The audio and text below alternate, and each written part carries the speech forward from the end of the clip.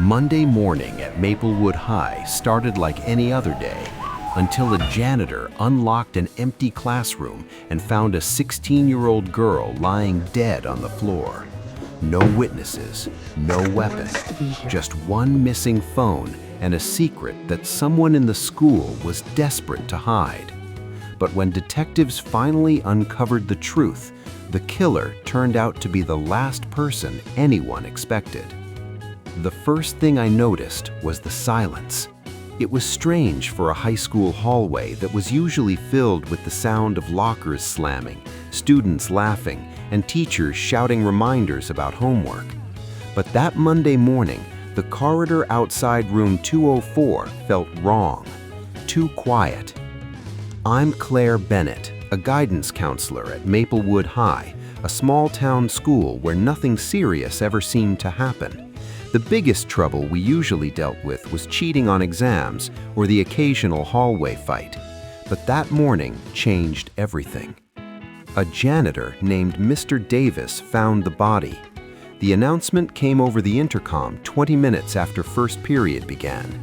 "Teachers, please remain in your classrooms until further notice."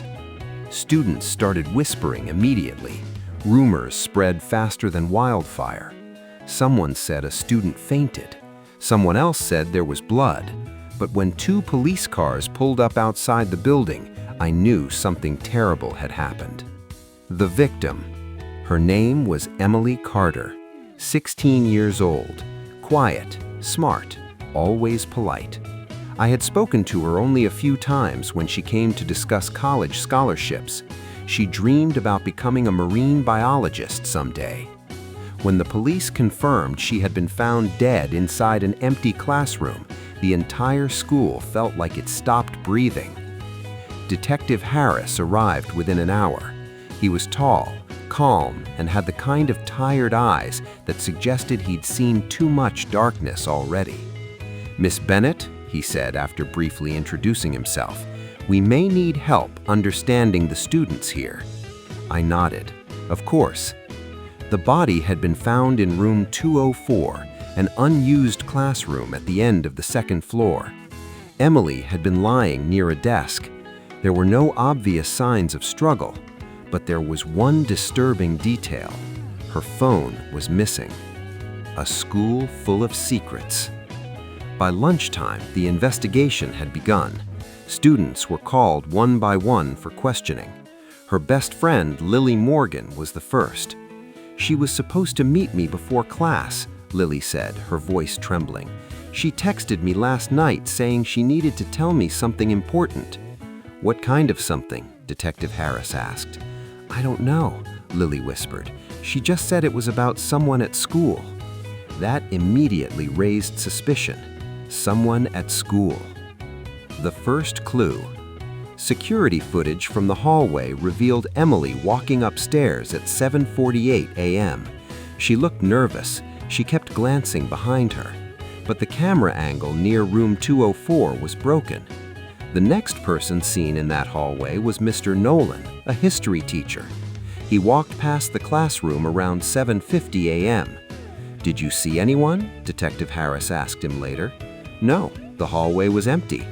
But something about his answer felt rehearsed. Still, there was no proof. A hidden message. Later that afternoon, Lily came running into my office. I remembered something.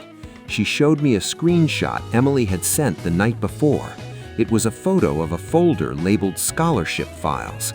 But there was a sticky note on the folder with 3 words written on it. "He's lying again." Detective Harris studied the photo carefully. Who handles scholarship files at this school? My stomach dropped. There's only one person. I looked at him. The vice principal. Vice Principal Adams. Richard Adams had worked at Maplewood High for nearly 15 years. Respected, organized, trusted. He managed student records, disciplinary reports, and scholarship applications. When detectives questioned him, he appeared calm. "Emily Carter? Yes, she recently applied for a scholarship program." "Did you meet with her this morning?" "No, I arrived at school at 8. But security cameras told a different story. His car had entered the parking lot at 7:30 a.m., 20 minutes earlier than he claimed. The phone. 2 days later, the missing phone was found. It had been thrown into a trash bin behind the gym. The screen was cracked, but the data was still recoverable. What detectives found on it changed the entire case. Emily had recorded a voice memo that morning. The audio was shaky, like she had started recording secretly. Then a voice spoke, a man's voice. "You shouldn't be looking through files that aren't yours." Emily sounded frightened. "I know what you're doing. Those scholarship funds, they're disappearing." There was a pause. Then the voice responded coldly. "You don't understand how the world works." Detective Harris played the recording several times. The voice sounded familiar, too familiar. The truth.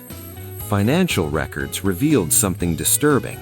Over the past 3 years, thousands of dollars from scholarship funds had vanished. The transactions were hidden under administrative adjustments. Only someone with full access to school finances could do that. Vice Principal Adams. When confronted with the evidence, he tried to stay calm. "Circumstantial," he said, but Detective Harris placed the phone on the table and pressed play. The room filled with the recording. Adams's face slowly turned pale. The final piece. Forensic analysis confirmed that Adams's fingerprints were found on a desk inside room 204. At first, he denied everything. Then the pressure broke him. "She wasn't supposed to die," he muttered.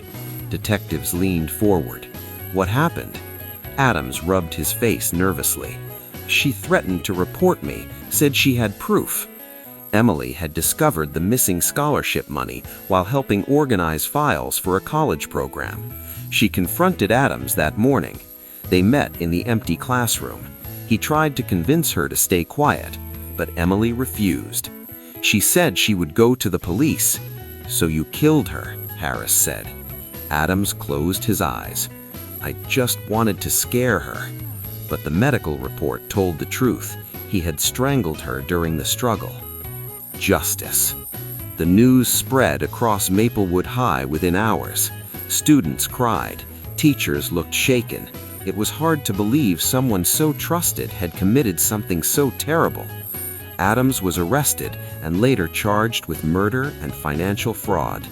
During the trial, the voice recording became the most powerful evidence. The jury needed only 3 hours to reach a verdict. Guilty. He was sentenced to life in prison. The aftermath. Weeks later, the school slowly returned to normal, but room 204 remained locked. No one wanted to use it again. Emily's parents established a new scholarship in her memory, one that would help students achieve the dream she never got to live. Sometimes when I walk down the hallway early in the morning, I still remember the strange silence from that day. But I also remember something else. Emily Carter was only 16, yet she had the courage to stand up for the truth. And because of that courage, a killer was finally exposed.